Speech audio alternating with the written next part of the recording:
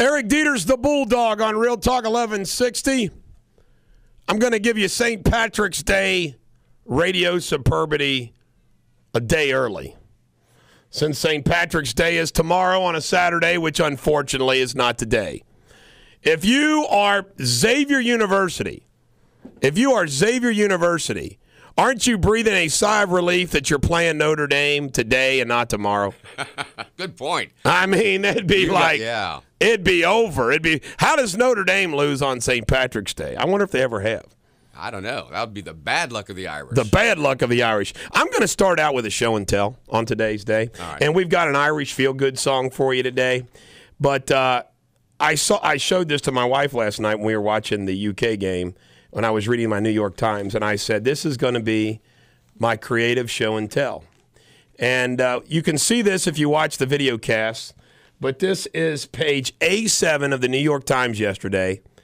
And can you tell us, Jacob and TC, why this would be my show and tell for today? Let's see.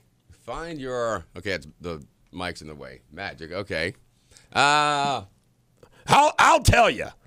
Because he's standing on he's in a field. No. This is how Bulldog Nation members do not dress. Look at this preppy dude. Look at this guy. I said, my God. Look at this guy. Look at his belt. Look at his shoes, his rolled up pants. This is a Tommy Hilfiger ad, folks. Now, by the way, really, it's okay to wear Tommy Hilfiger. You just cannot dress like this. No, not like that guy. Do you not agree? I agree. I mean, that is not a Bulldog. I bet you there's not a single Bulldog Nation member that would dare dress like this. No. That guy's saying, I don't know why I can't get dates. This guy is saying, I am a yucky, preppy, ugh. Yeah, he does. He gets those, let me see, what do they call them? Junior league girls, I guess. No offense, junior league girls. No offense. No offense. No offense. That was my show and tell today. Ralph Waldo Emerson, what is life but the angle of vision?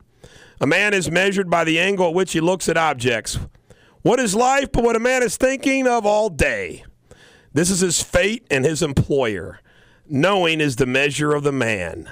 By how much we know, so much we are. Now, I know that was deep, but hell, it's St. Patrick's Day, so you can handle it, can't you? Of course you can handle it. It's deep, deep, deep, deep. Famous birthdays today, folks. We have that, I like that trifecta of good birthdays. We have Flavor Flav, his 52 today. Is he still alive? Carrying around that big clock. I thought maybe his neck would been broken or paralyzed by now. Jerry Lewis. Hey, lady! 85. Really? And James Madison, who's considered the author of the Constitution of the United States. Not bad. Yeah. Not bad. Jack Wagon today, Obamacare, because it's $900 billion is not going to be the price tag. It's actually going to be $1.8 trillion. Better listen to Michelle. Start exercising. And the oracles of the day are doctors.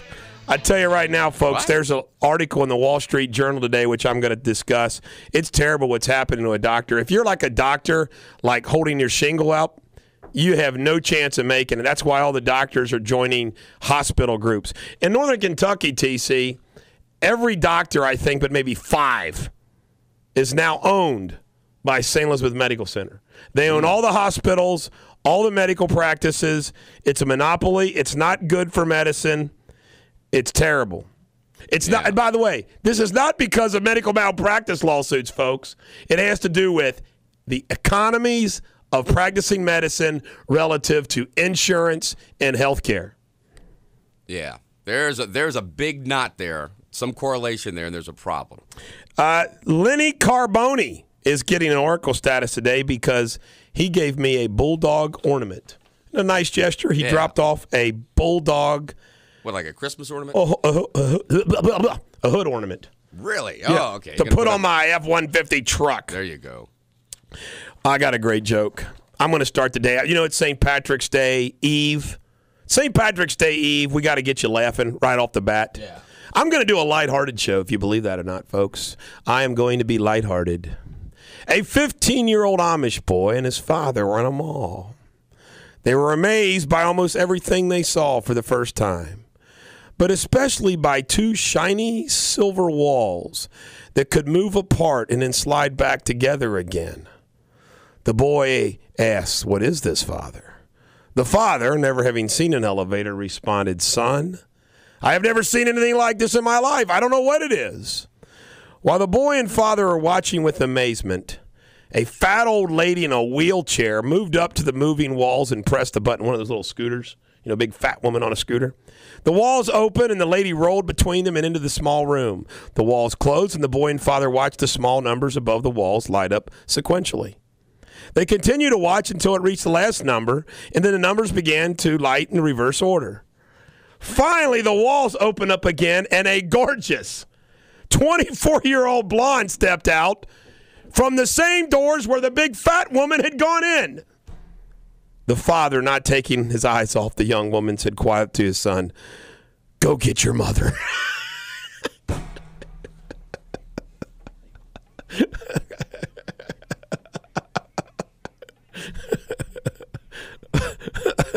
That's my favorite. Your jokes, things, that's my favorite. Those old guys are hilarious. They are. You don't know if they liked it or not. But that's a funny joke, man. Go get your mom. If you're brain dead this morning, they thought the elevator turned the fat woman into the hot woman. It was like the elevator of youth. Yes. The walls of youth. Those of you that are struggling in love, and I know many of you are, the course of true love never did run smooth, is your Shakespeare for the day. Well, okay. All right. By the way, I was correct. My wife is no. There, Mr. I'm sorry. My wife is not going to, my wife, the fact that Barack Obama just sucks wasn't enough for her to not vote for him. But I was correct. The fact that he picked North Carolina, she told me last night she will not vote for Obama now. That's it. He blew it. He lost a vote. All that work he did campaigning in Ohio the other day. Somebody said he was smart. He would have picked Ohio State to win it all. Yeah. Purely politically. Exactly. Well, did you look But then again, though, he needs North Carolina, too. Do you know, we're going to discuss this. This campaign, if they pick like Rubio, and they think even without Rubio, it's going to be hard for Obama to win Florida. Do you know that this is going to come down to 4 states, Ohio State, North Carolina and Virginia, and Colorado? Because Barack Obama, if he doesn't win Ohio, can still win if he wins any combination of Colorado and Virginia and North Carolina, 2 of those. If everything stayed the same as when Bush beat Kerry. That's a good point. I mean, it's a pretty interesting. I mean, it's going to all come. Now think about that. That means Barack Obama will have like $1 billion to spend in 3 states. And it's amazing that the campaign has gone to where he's now his brackets for March Madness. Picking his teams is like picking a vice president. Who can help me get reelected? Who can help you get reelected? How is that the same? And I got to ask you this: do you fill out a bracket? No, I might this year though. I normally don't. You might this year. You're a little too late. Let me tell you why I don't fill out a bracket. Because it's stupid. You don't have time. Well, first of all, I don't have time to do it. And number 2, come on. Okay, like yesterday, all the front runners won except one team. And VCU, Virginia Commonwealth, beating Wichita State isn't like a super-duper upset. But here's the problem. You never know who's going to win. There's upsets all the time. And furthermore, on top of that, you don't know some of these teams. I mean, do you know Wichita State? I don't know. No clue about Wichita State.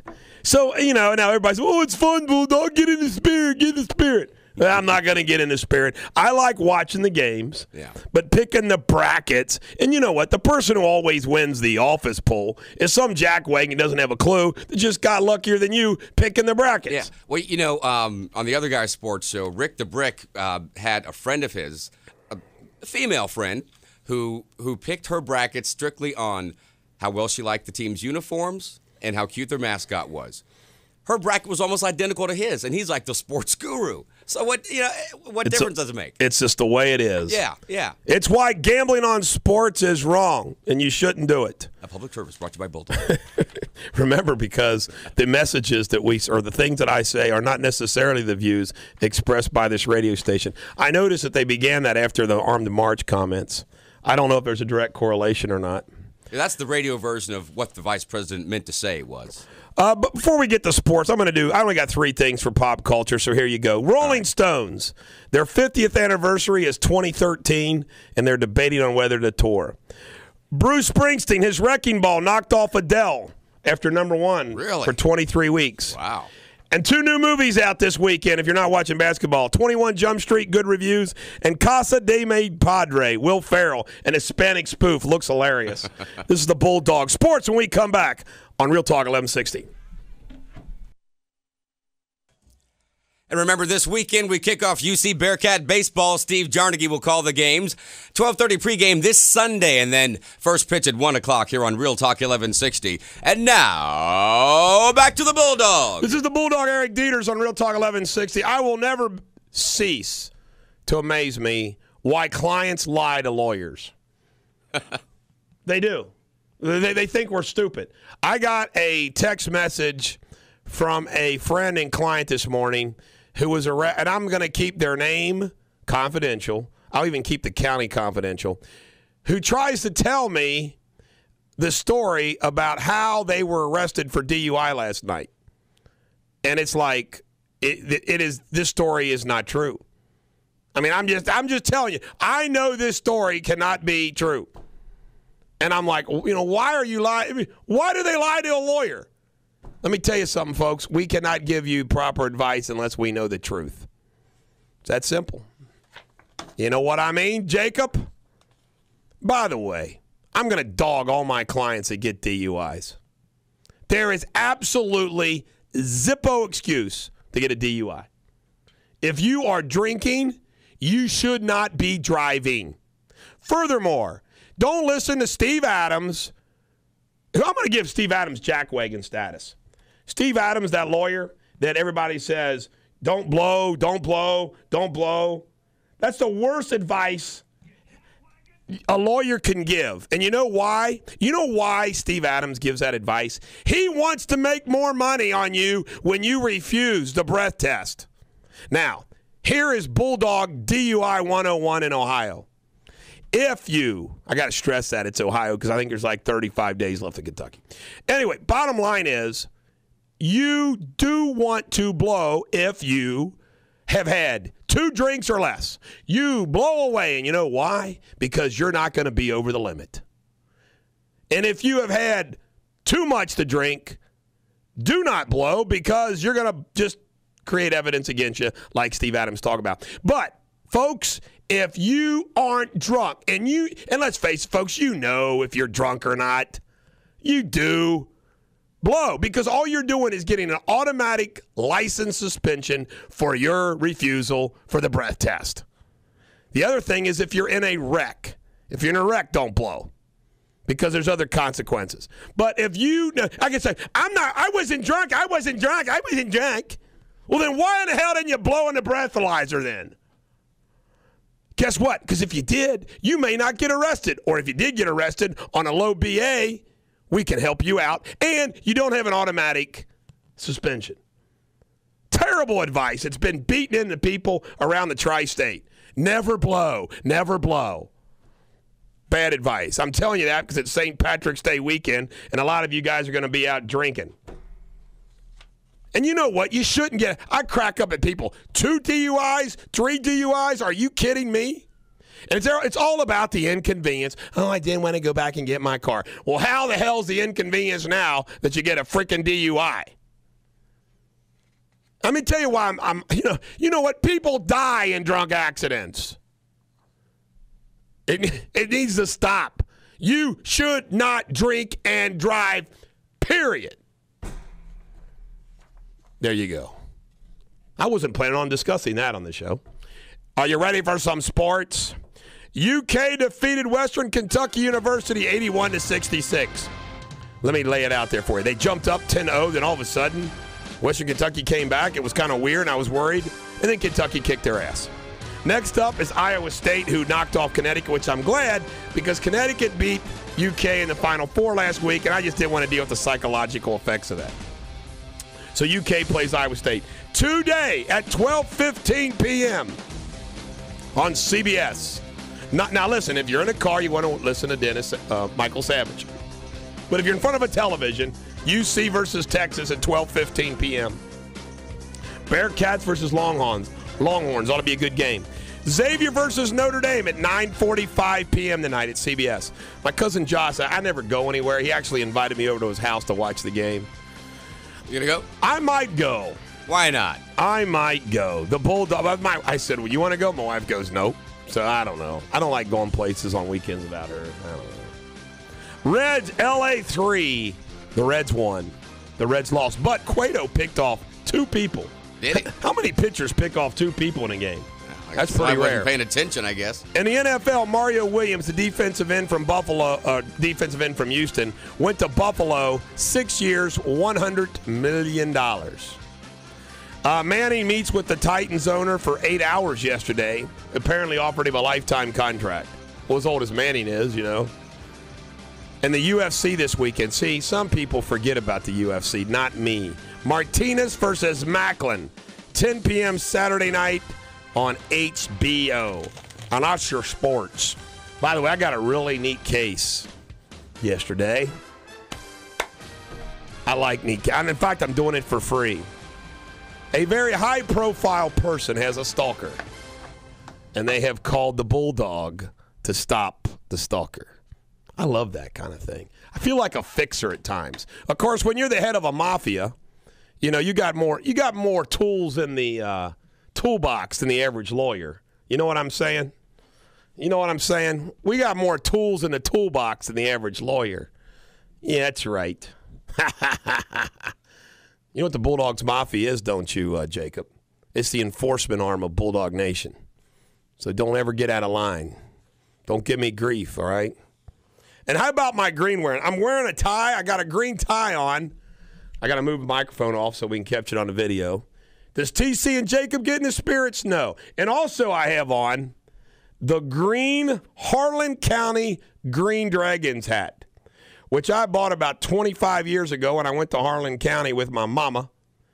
And I bought it. She went to Harlan County High School. This is my good luck hat. I used to play flag football in this hat. And when I put this on, I became Peyton Manning on the football field. I'd have to turn it around. They'd say, you got to turn it around. You can't have the bill sticking out. I don't know if I could play pro football because I don't know. I guess can you wear a hat underneath the helmet? Are you allowed to do that?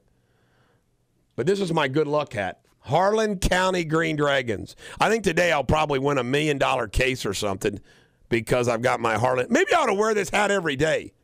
I wonder if a judge would let me wear it in the courtroom. Your Honor, I would like to wear this because I think it gives increased odds of me and my client winning. I want to wear my Harlan County Green Dragons hat. He'd probably say too bad. You know how bad the horse industry is. Churchill Downs. How bad is it? Churchill Downs announced, their CEO announced that the only 2 things that they make money on is casino gambling, the Derby, and the Oaks. That's sad. 7 years ago, Churchill owned 7 racetracks and had more than 650 days of live racing. Now it has 4 tracks and only 384 days of live racing. Demand for live racing, as evidenced by the plummeting handle, has fallen even faster than expected. And they made a ton of money in 2011, the earnings, and you know what? From their casinos and slot businesses and collaborations.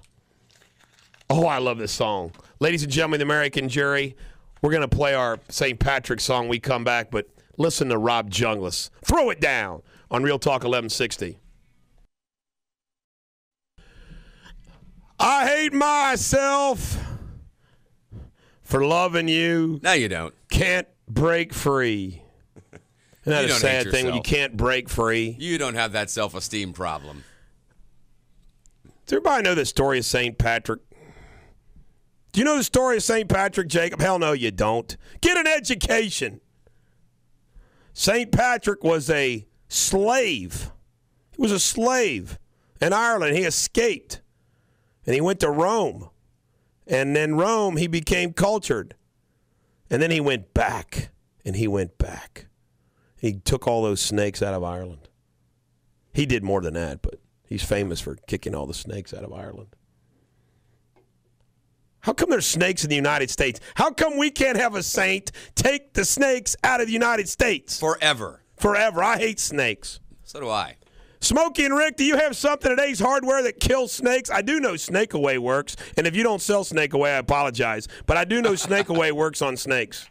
We got one of them blow-up owls and stuff that you could put out there. Those kind of scare them, too. And, you know, if it sounds kind of funny, Smokey's in the outhouse, that could scare a snake away, too. Scare all A of us. blow-up owl to scare away snakes.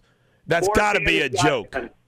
410 shotgun. Hey, we've been so busy out there getting the garden center ready. We've been busier than Michael Jackson at a Toys R Us. So you guys need to get in your Ace Hardware and get ready for the summer. I notice my grass is growing. Aaron Arnsberger better get off his guff and come out and mow my grass. Hey, You need some fertilizer, too, because we got as much of that as we do ice melt.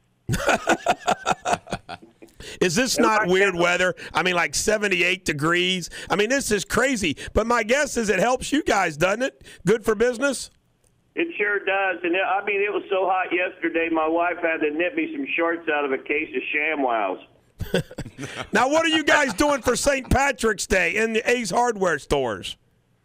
I don't know. I won't be there. I'll be drinking early. All right. Now, what about the NCAA tournament? Does Ace Hardware got anything going on special for the NCAA basketball crazy fans? We're cooking out. I tell you what, you guys do not seem on the ball. You don't have anything to kill snakes. You're not doing anything for St. Patrick's Day. You're not doing anything for NCAA tournament. You guys better get your act together. They're working hard down at Ace. It's early. We're sedated. I'm still drinking from last night.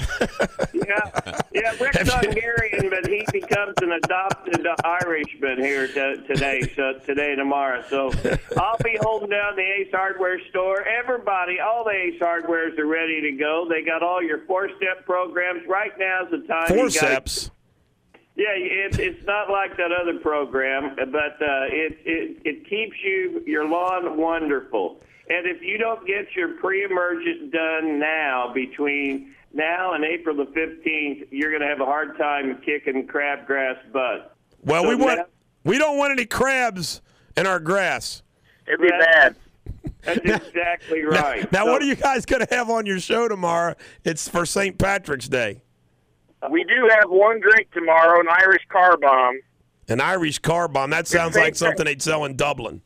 St. Patrick's Day. Or Good Belfast, stuff. excuse me.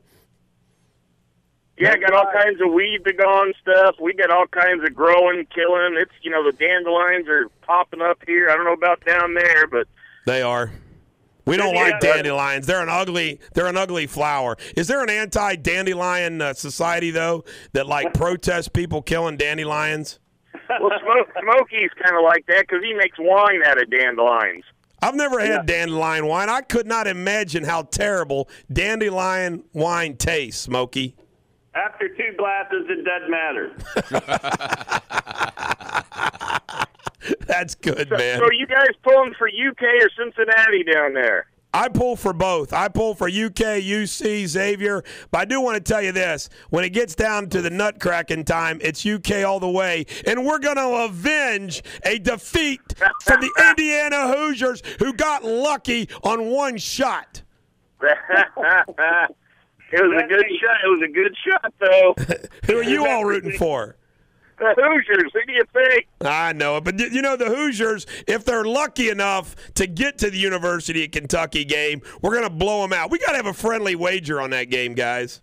We got to think of something. That'd be a great game. Yeah, we got to think of something. I think UK might do it, though. It's kind of scary. I heard you guys hired a new employee, a lady named Patty O'Furniture.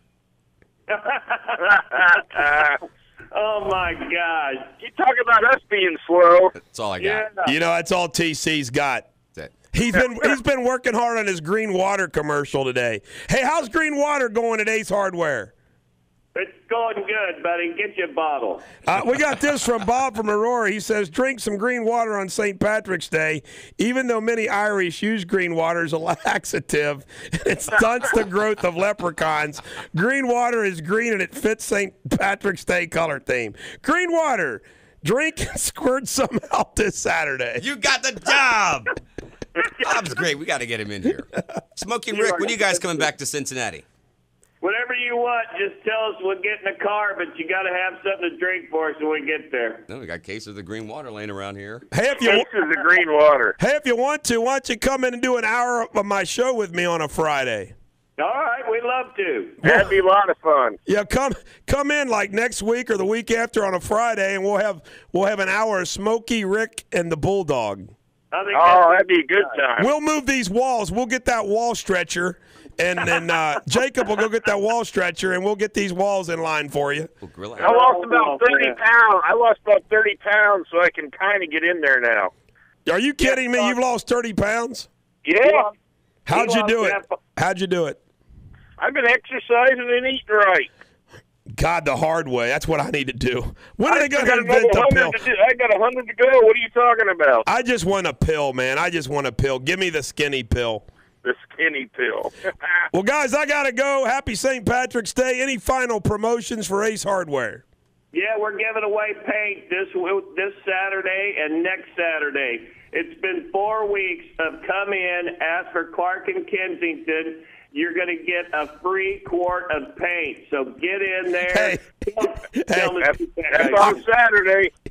I hate to interrupt you guys. Is that paint so bad that you got to give it away, or is this a good deal?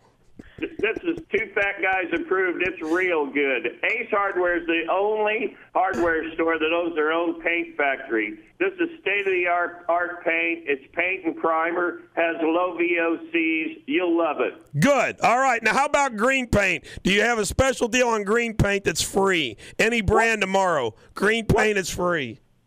All colors are free tomorrow. Tell me what green.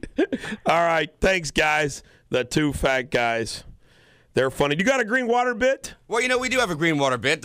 Something that goes on sale today. A lot of tech people, Jacob probably is aware of this. The Pineapple MyPad 5 goes on sale. We got a guy with a microphone who's out watching. Oh, yeah, the Pineapple iPod. Yeah, I remember that. Is this thing on? Okay, this is some guy with a microphone, and I'm standing inside Circuit City, where they're about to unveil the MyPad 5. And today only, everyone who purchases a MyPad 5 will receive a case of great-tasting, slimy, living green water. They're just about to open the doors now in 3, 2, 1. They should be filing in any minute now. I caught that nuance. I'm getting paid by the hour, Circuit not City. by the bottle. Green water available at Queen Cake and Circuit City. Yeah, wherever Circuit City is. Wherever, Circuit City is a great store, and go down to your local Circuit City and buy some green water. Yeah. God, so much we didn't get to the Irish song because of Two Fat Guys. I'm going to do world news real quick. All right. Assad won't leave. 8,000 of it died during the year. The Afghan shooter, his lawyer said the day before he saw his friend lose his leg to an IED, and he kind of flipped. Karzai, the American campaign, he says in Afghanistan suffered a double blow Thursday. The Taliban broke off talks with the U.S., and President Karzai said NATO should pull out of the rural areas and speed up the transfer of security responsibilities to Afghan forces nationwide. Bulldog note, let's let the door hit them in the face as we're leaving. I like that. I mean, see you later, alligator. Do you believe that? Yeah. Also today in history, Adolf Hitler decided to break the military terms set by the Treaty of Versailles by ordering the rearming of Germany. And in 1521, old Ferdinand Magellan, the Portuguese navigator, reached the Philippines where he was killed by natives. You go all the way from Portugal to the Philippines only to be killed. Should have turned instead of going straight. It's not fair. It's just not fair. Good golly. Oh, funny. TC, it's St. Patrick's Day. You going to do anything special, buddy? I haven't decided yet because, like you were talking earlier about the DUI and everything. if you leave your house, you know there are going to be police everywhere you go. So it might just be safer to stay at home, listen to the radio. Get ready to flog away when we come back on Real Talk 1160. Make sure you listen up for Michael Savage, noon to 3 today on Real Talk 1160. And now back to the Bulldog. This is Eric Deters, the Bulldog on Real Talk 1160. I'm glad it's St. Patrick's Day weekend and we have NCAA basketball because I just want to tell you right now, the news is boring. Yesterday was a good day. The day before that, not so good.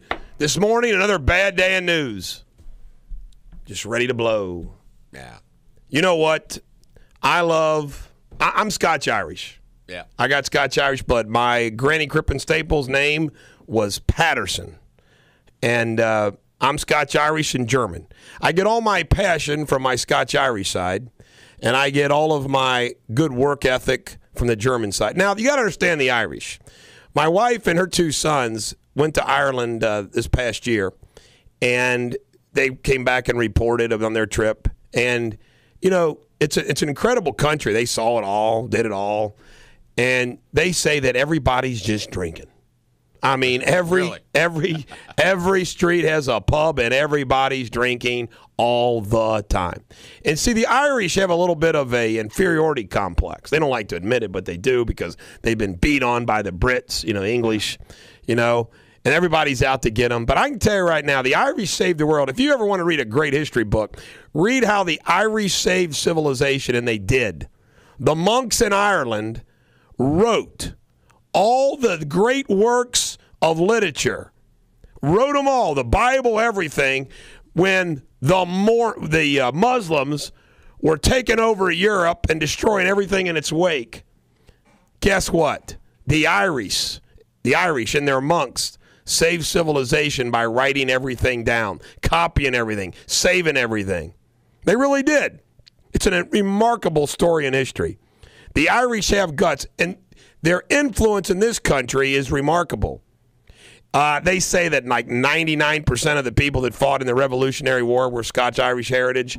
You have the Civil War, the whole South, Scotch-Irish. They kind of gravitated to the Appalachian Mountains because it made them feel at home.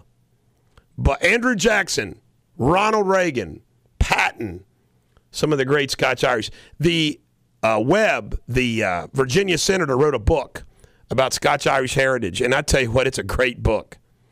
And what it is, it's kind of interesting. We're clanny. We like groups. We don't like federal government. No. We don't like that.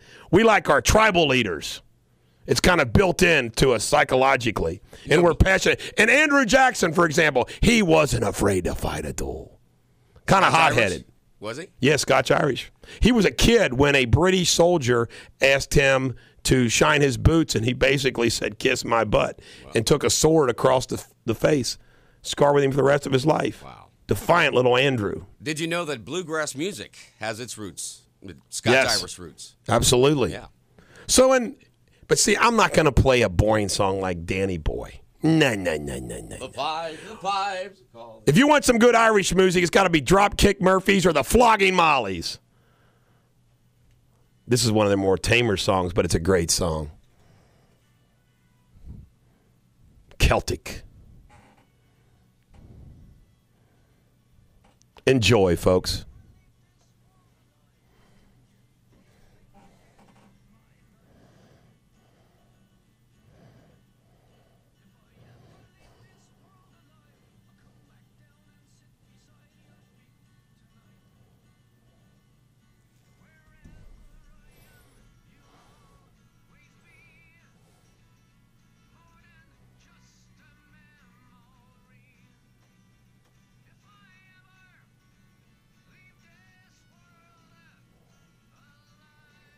That is great music.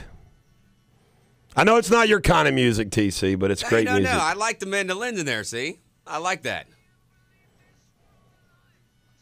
Music is universal with me. I like all kinds of music. Here, I got to get you another one. I got to get you this other song I want you to find for me. Then we got to play the Proclaimers. Remember the Proclaimers? Yeah, and I know somebody's going to say, you got to play U2. We hear you two all the time. Exactly. I want you to play Rebels of the Sacred Heart. Rebels of the Sacred Heart. By Flogging Molly's. Rebels of the Sacred Heart. Because I'm going to tell you something. There's a lot of good Catholic schoolboys around here. They're the Rebels of the St. Cecilia Crusaders. That's where I was. The Rebels from Holy Cross Indians. The Rebels of the Molar Crusaders. The Rebels of the Elder Panthers. Rebels, baby. You know, there's nothing funnier than a little Catholic schoolboy rebel. I think. Don't you agree, Jacob? Here we go. Listen to this one. From the Flogging Mollies.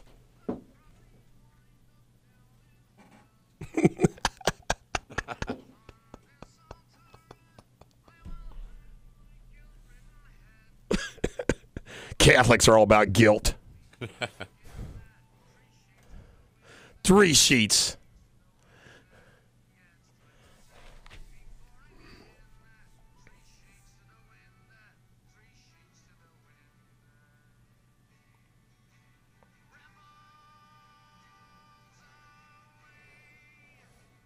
Rebels. You like that word, don't you? Who wants to go through life being part of the majority? I don't know. I've never been in the majority.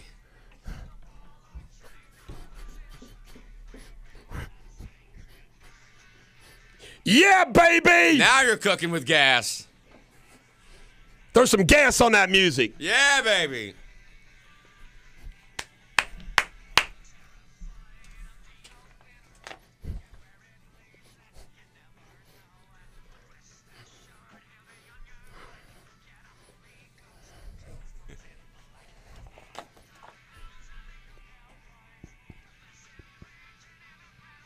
There's some Irish music right there.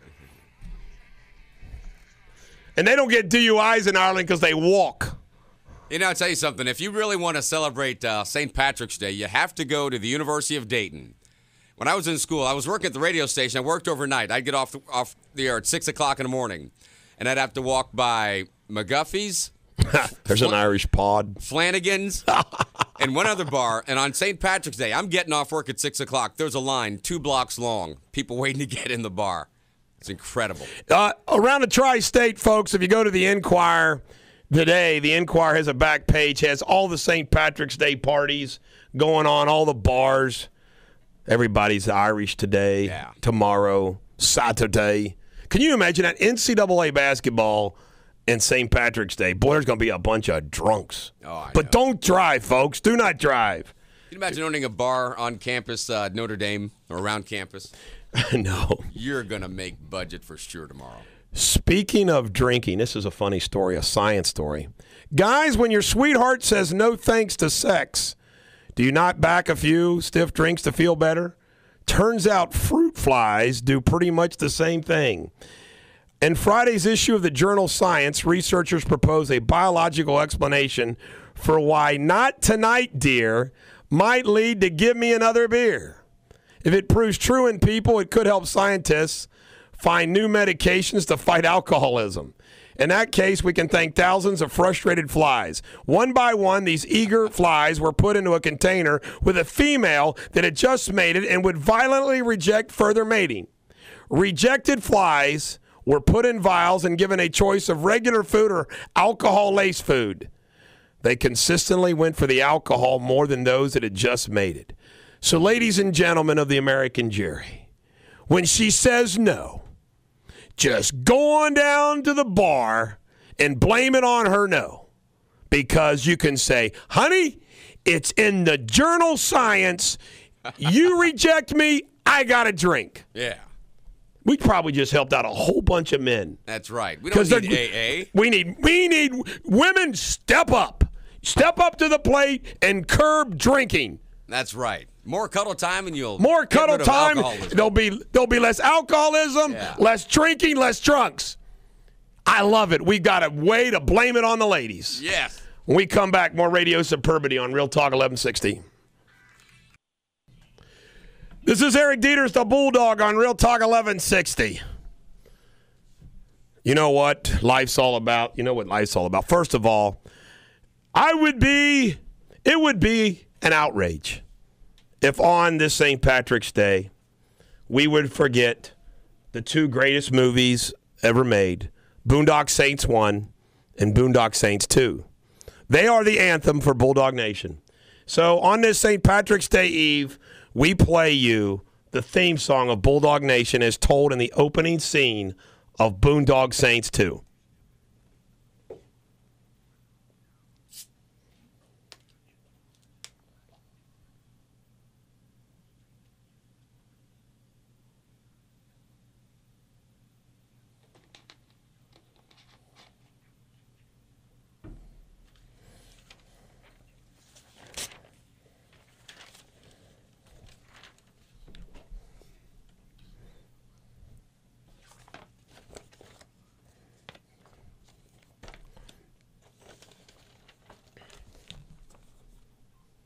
Yeah, it is, baby.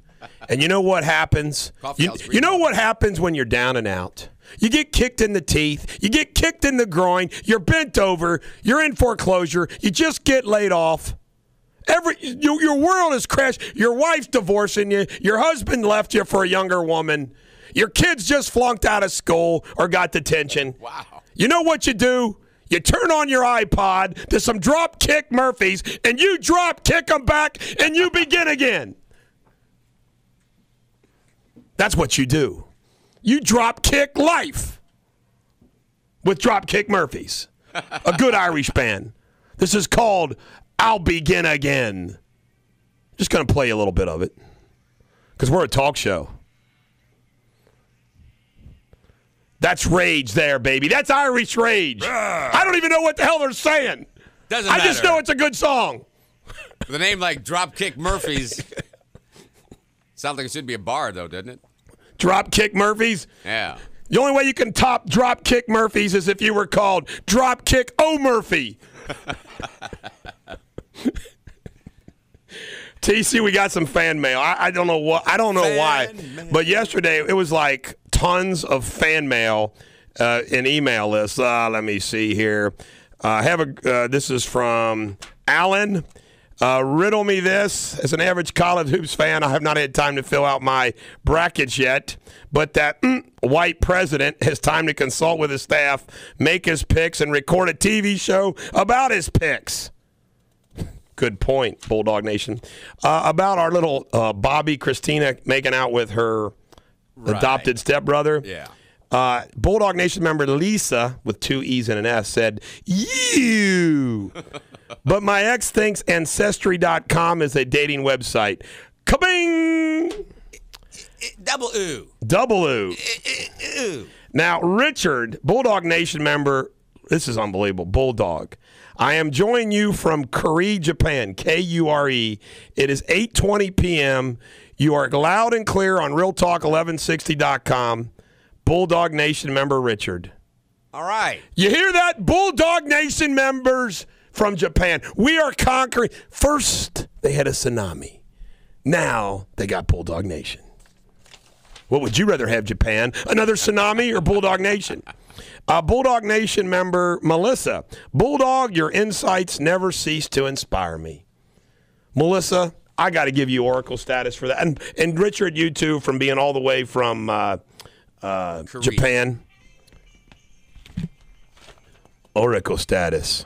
That makes me feel good. Bulldog Nation member Melissa. Your insights never cease to inspire me. And this is Bulldog Nation member Ray.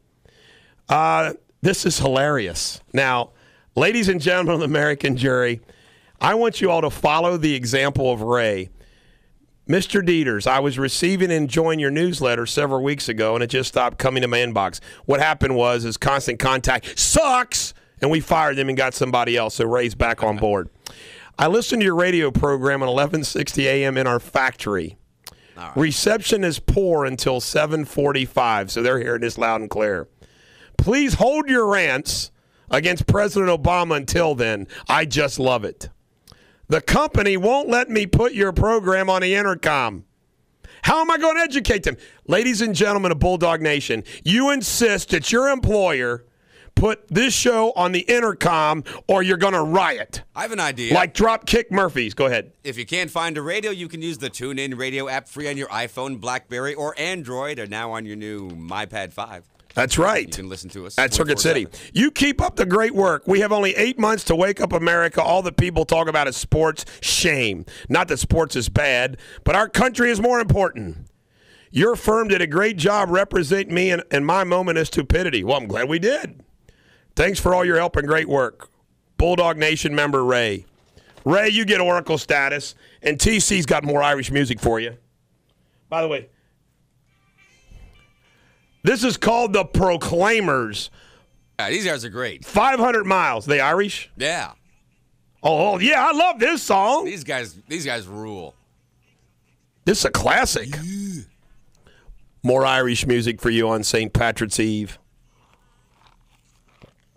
Yeah. I love being Irish. You do crazy stuff and just say, hey, I'm Irish. I can't help it. It's like being a fraternity and pledge, and you just do stuff and say, I'm pledging a fraternity. 100 miles. Let's face it, guys. 1,000. You and I both know that there's women out there you'd walk 500 miles for. I'd walk 500 miles for my wife. TC would for, what's her name on CNN? Oh, for Robin Meade? Robin Meade. Oh, yeah. Sensible Don would for any woman. We love you, Don. There's Johnny Depp in this video. Isn't that Johnny Depp? There was a movie back in the, late 80s, early 90s, I think. You know what's great about these Irish rockers? They're not very good looking. I mean, they're like average Joes. They're crazy Irish guys, man. Not American Idol. They're not tall, guys. dark, and handsome. No. They wouldn't make it on American Idol. No. Irish Idol, maybe. Irish Idol. When we come back, ladies and gentlemen, the American jury, I've got to have you weigh in on a bachelorette party situation that I don't know. I just think I'm handling it in the correct way, and I think my wife is not. Whoa. I just want to have everybody weigh in on the decision that I made and the decision my wife has made relative to a bachelorette party. 513-579-1160, 513-579-1160 if you want to call up and say something witty or wise. If you want to say something plain or stupid, please do not call.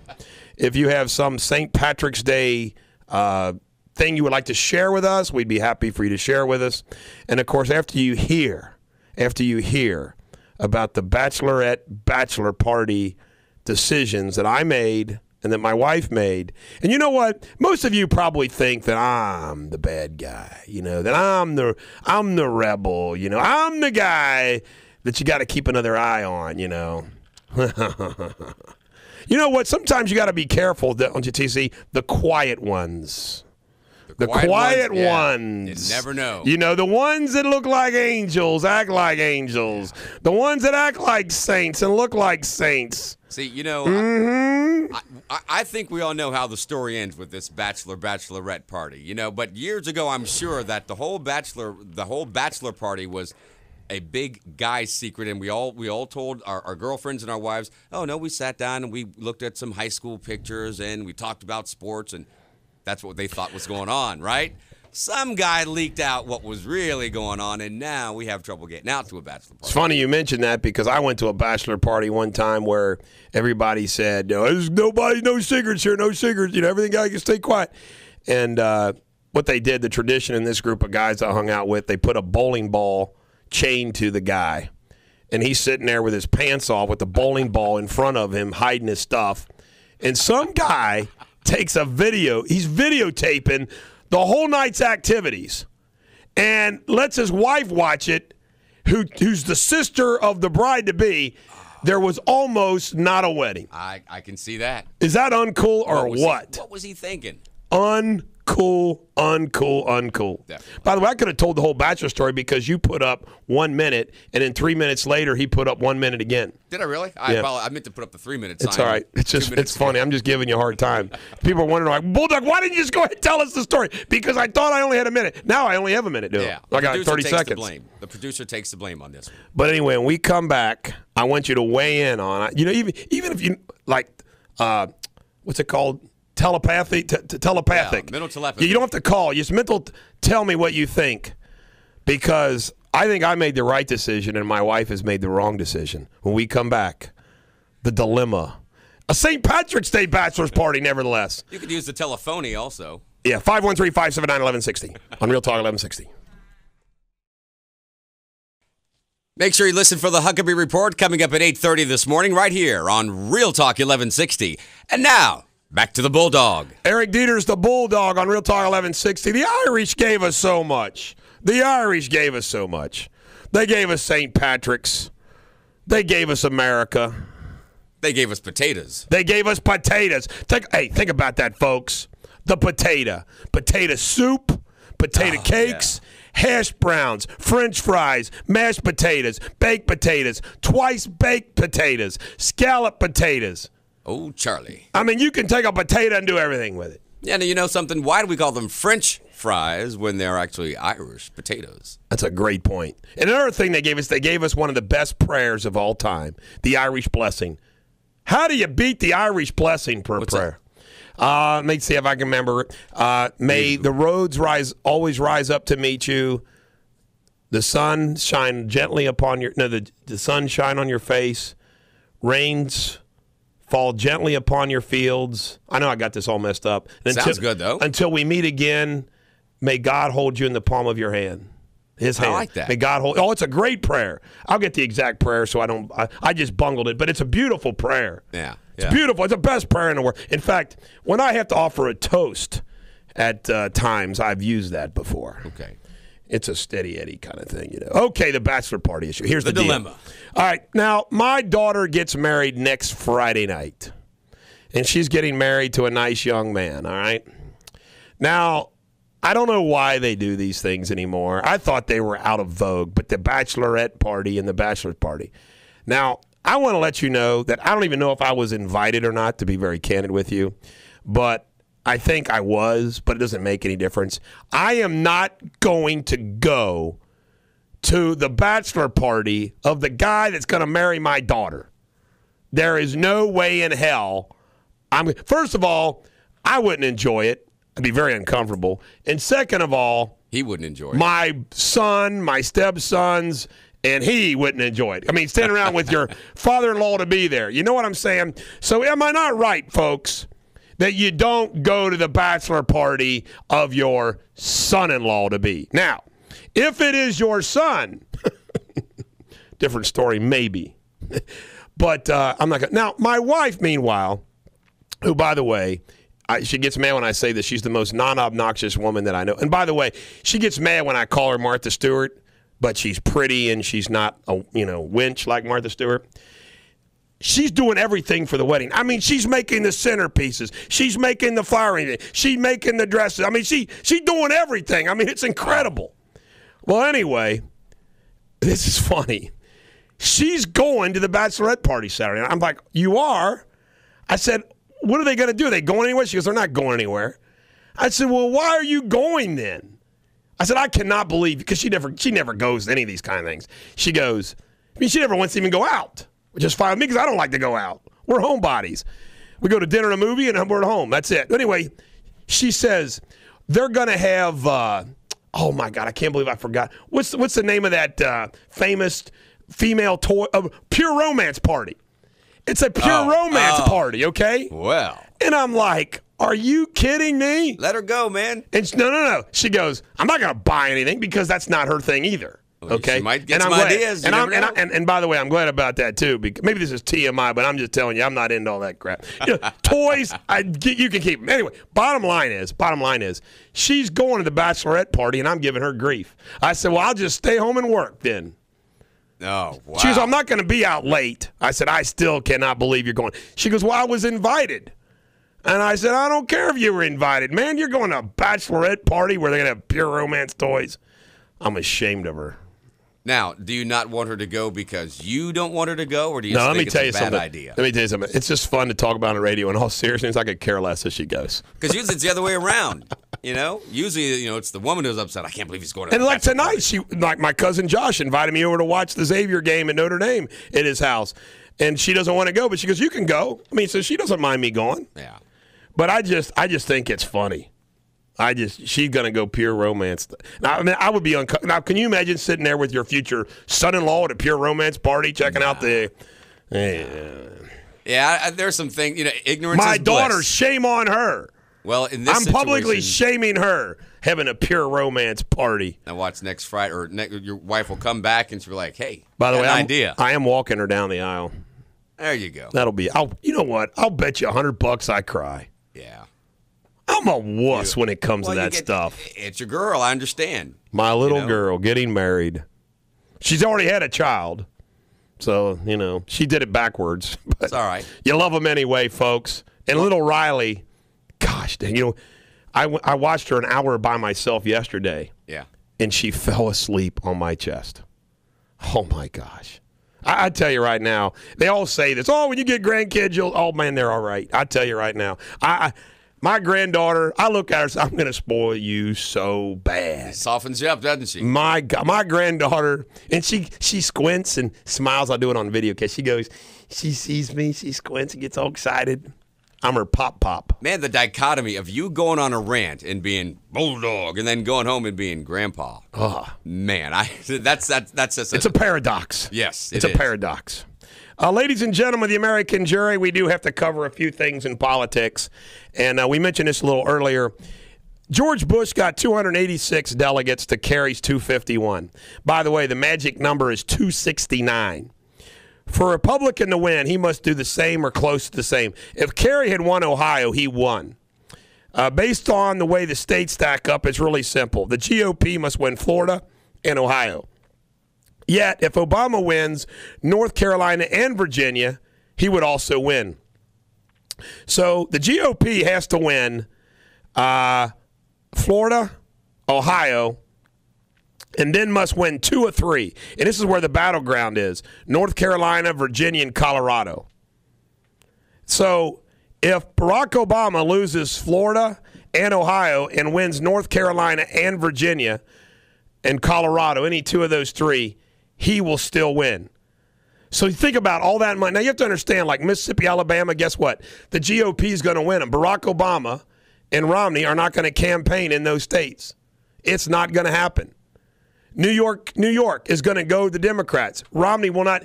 Our national campaigns have come down to this type of stuff. It's incredible. A few states are going to decide who, the battleground. And all that money and all that. I mean, how do you spend $100 million, much less $700 million in 5 states? Right. That's a lot of money. We need to redo the whole election process. I mean, we talk about it, but I mean, why don't we say the next president? We're not going to let you go to Hawaii, not going to let you go to Camp David or Kennebunkport or anywhere until you fix this our campaign issue. Well, here's why I'm bringing this up. This just proves what I'm talking about, folks, that you have no vote. You are completely disenfranchised. If you are a Kentucky voter, you have no say in the presidential election. None. What we need to do, in my humble opinion, is have a true blue election one day. One day. Primary day is the 4th Tuesday in May. And the general election is the first Tuesday in November, period, across the country. One vote, one voice. You know what I'm saying? Across the country. I mean, and then, everybody, and you give them plenty of time. I mean, they have a whole year to campaign in all those states. You're right. And then we can spend the rest of that time covering other news. Right. I mean, it's just, it makes me sick, folks. Santorum went to Puerto Rico. He said English would have to be the main language before it became a state. Now he's under attack for that. Puerto Rico, of course, speaks a little Spanish. Here's my note on this. Is Santorum campaigning there, or is this a disguised vacation? Is it just a vacation? That's all I want to know. Never know. When we come back, some economics and some politics and some more Irish things on Real Talk 1160. Eric Deters, the Bulldog, on Real Talk 1160. Happy St. Patrick's Day Eve, folks. Happy St. Patrick's Day Eve. Did you see this? Here's that Irish blessing. I got a great story for you here. Go do the blessing. Here's the old Irish blessing. May the road rise up to meet you.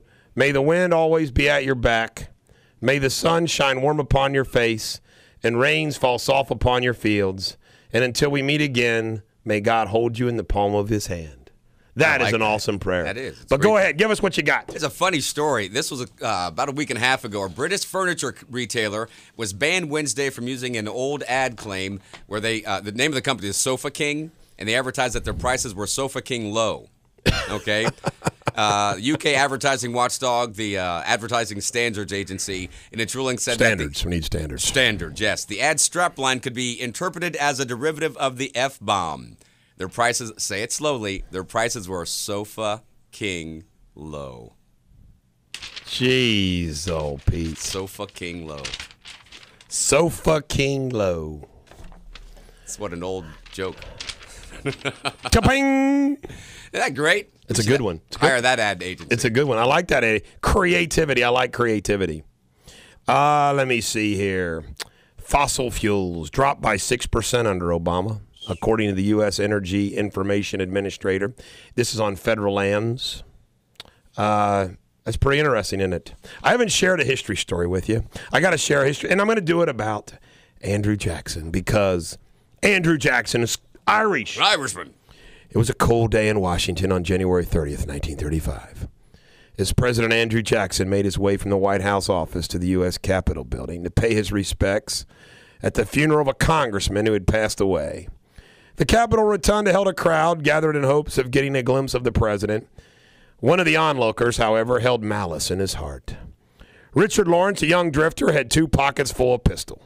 As people made way for President Jackson to pass, Lawrence lunged out of the crowd. While pulling one of the pistols, Lawrence pulled the trigger, and a loud explosion echoed through the rotunda.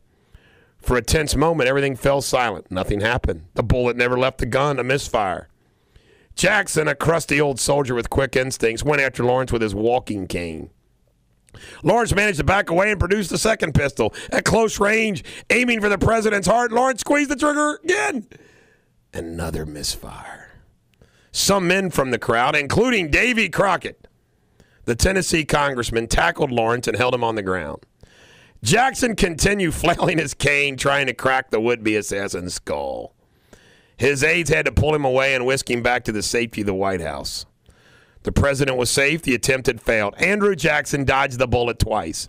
Firearms experts figure the chance against 2 misfires in a row are about a lottery size 125,000 to 1.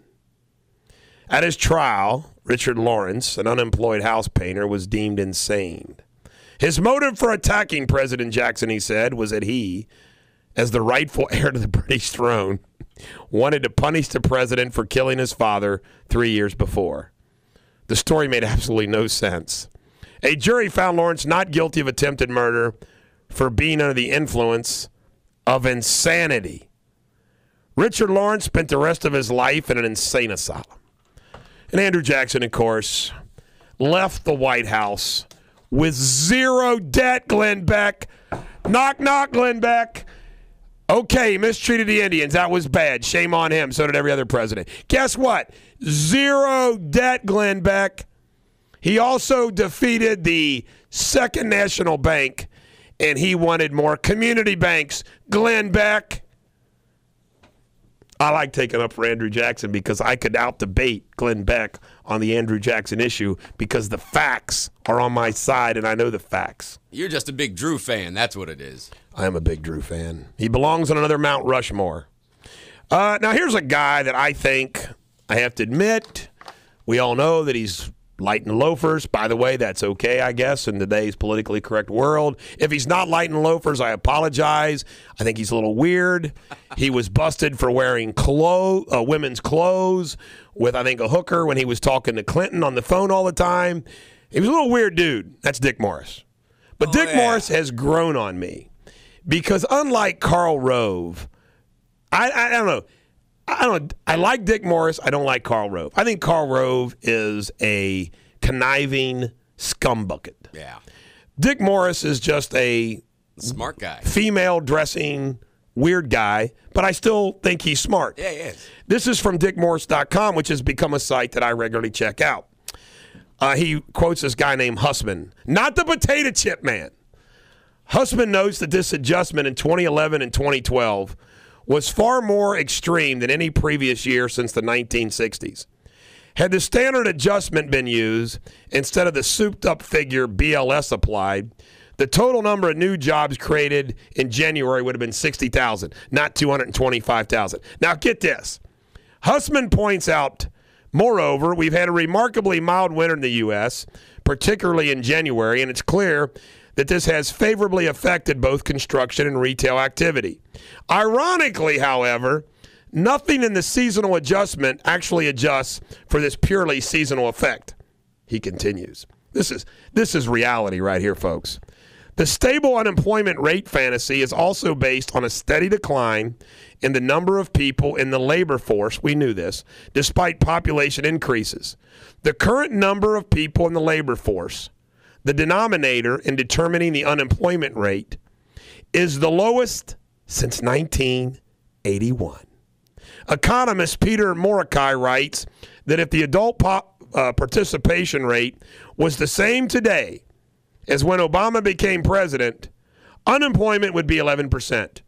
Only Barack Obama and the Democrats would change how we calculate unemployment. You know, people say statistics lie. This is an example of it. It gets better. Morokai also notes that adding adults who say they would re-enter the labor market if conditions improved, and part-time workers who would prefer full-time positions, the unemployment rate becomes 15.2%. Factoring college graduates in low-skill positions like counter work at Starbucks, unemployment is closer to 20%. Ladies and gentlemen of the American jury, it sucks out there. I got a job. You may have a job. TC has a job. Jacob has a job. My mortgage is current. I'm not in foreclosure. My car loans are current. They're not getting repossessed. But there's a hell of a lot of freaking people out there that are. And there but the grace of God goes I. Because guess what, folks? I take chances. I'm a risk taker. I take chances in business. I take chances in my law practice. I'm expanding my law office. I'm moving into 4,000 square feet down the hall here, March 29th, March 30th.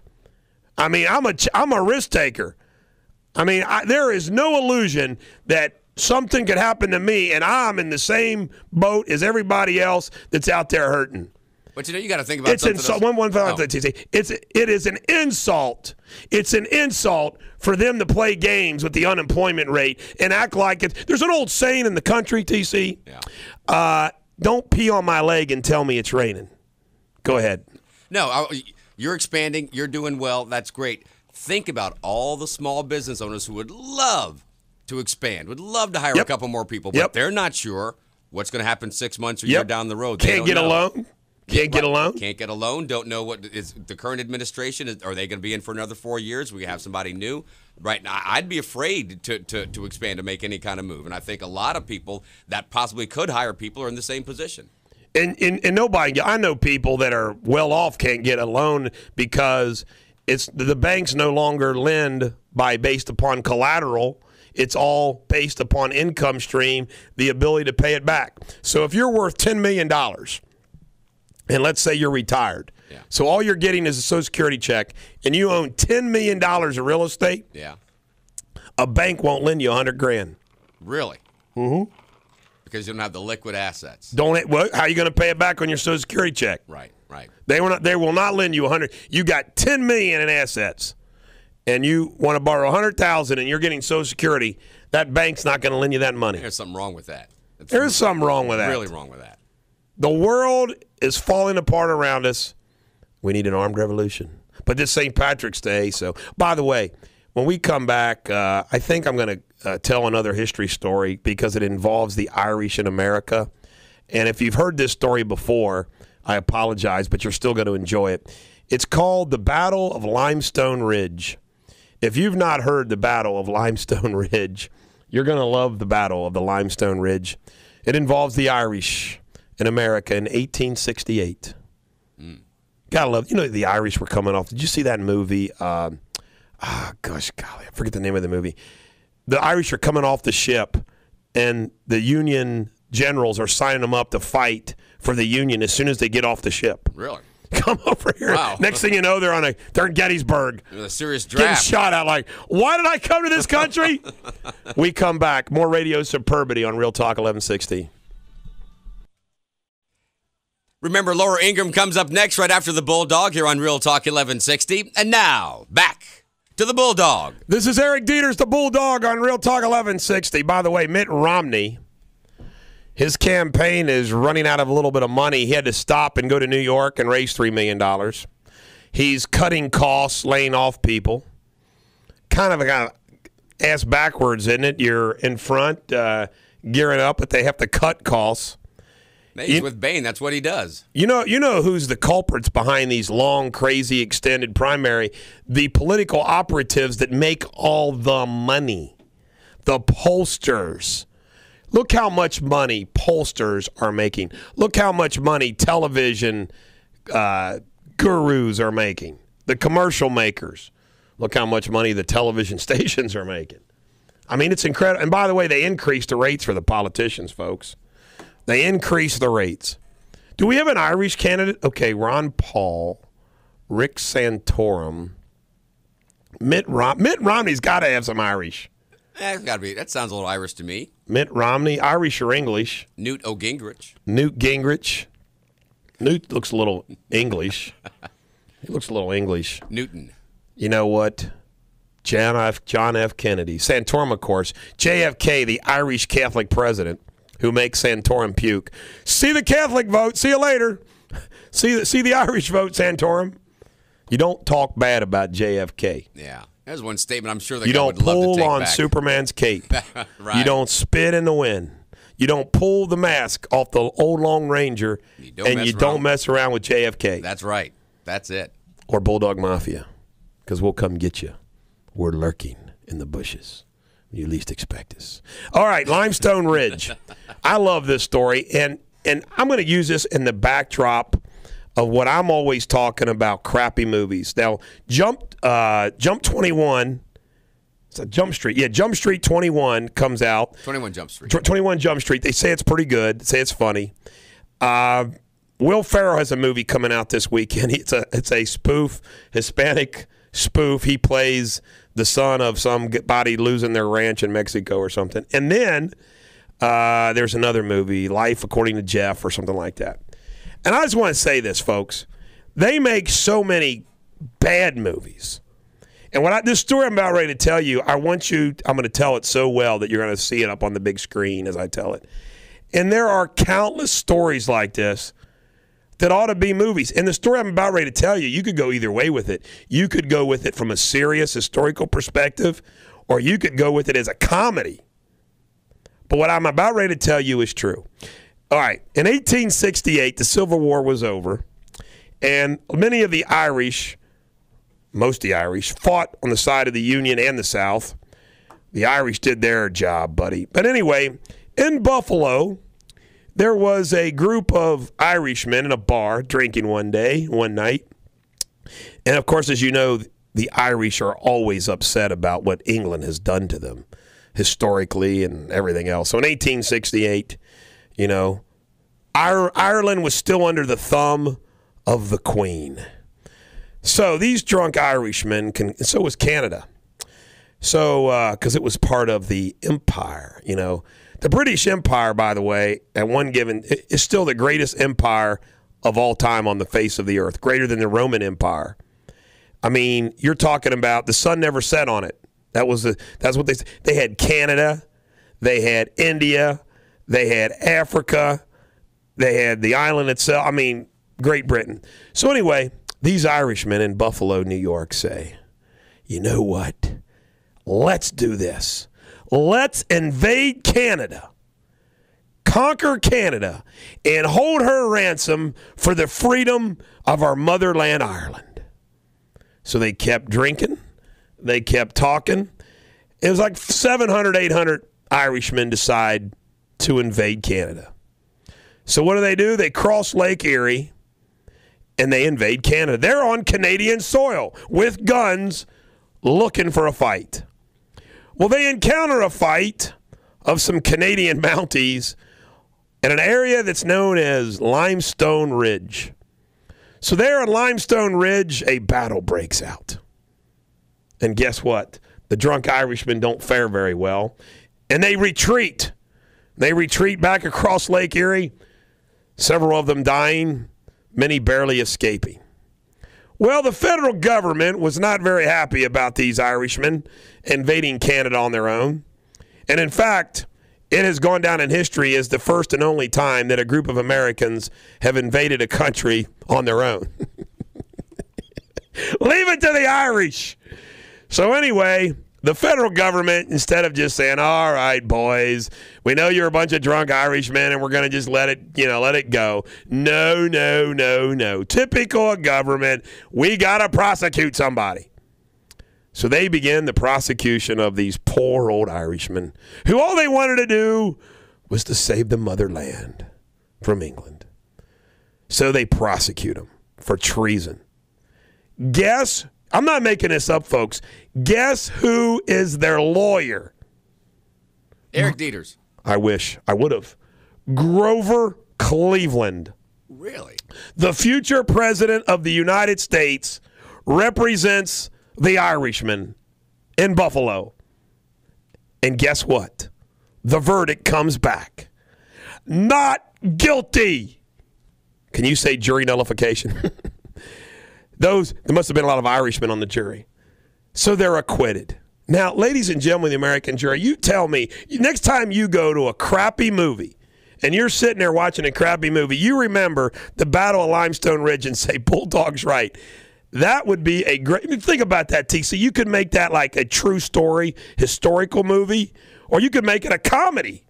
Yeah. I mean, that is hilarious. I mean, the things that you could, Wasn't John Candy in a movie where they invaded Canada? Yes, he was. That was a pretty funny movie. Yes, he was. It was a great movie. That. Yeah.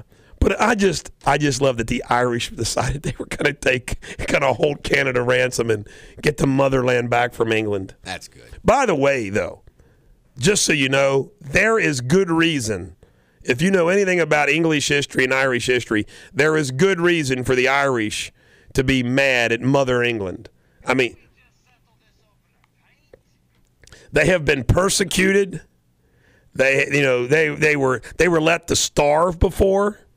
I mean, during the potato famine. Potato famine, England didn't do anything. They didn't help them out. They didn't send in aid. They let them starve. I mean, that was 1848, by the way, the same year that my ancestors came over from Germany. Is that right? Yeah, my ancestors were draft dodgers of the German reunification wars, where Hindenburg was trying to unify Germany. And because Germany was filled up all these little principalities, and there was war everywhere. In 1848, Heinrich Clemens Dieter says, "The hell with this, I'm out of here," and came over here and opened up a bar, like a good German man. There you go. And on Plum Street, the building still stands right across from City Hall. Is that right? Yes, it does. One of his patrons that used to come all the time was the founder of the AP. As well as the financial backer of Thomas Edison. His name was Henry Vardell. God, I can't believe. One of the best biographies of a guy I hardly knew that I've ever read. Great story. Huh. All right, TC, what are you going to do tomorrow for St. Patrick's Day? That's a good question. Don't have anything major planned yet. Probably just drive around and watch the lines of people standing outside the bar. Well, ladies and gentlemen of the American jury, if you got any ideas for me for what I should do, why I boycott the bachelor's party, You should go. And my wife goes to the bachelorette party, and I'm home alone working in the fertile fields of the law. Should I go to a movie by myself? I like movies. Should I stay home and work? If you've got any ideas, email to me, eric@ericdeters.com. We'll report Monday what ideas were. Chuck says, let's go to the casino. No, Chuck, that's a bad bet. Go to the bachelor party. Go to the bachelor party. You pull that De Niro look on your future son-in-law. Scare him. Keep him in line. All right.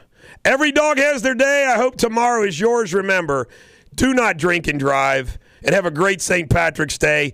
Good luck to Xavier. Good luck to the Bearcats and UK over the weekend. UK! On Real Talk 1160.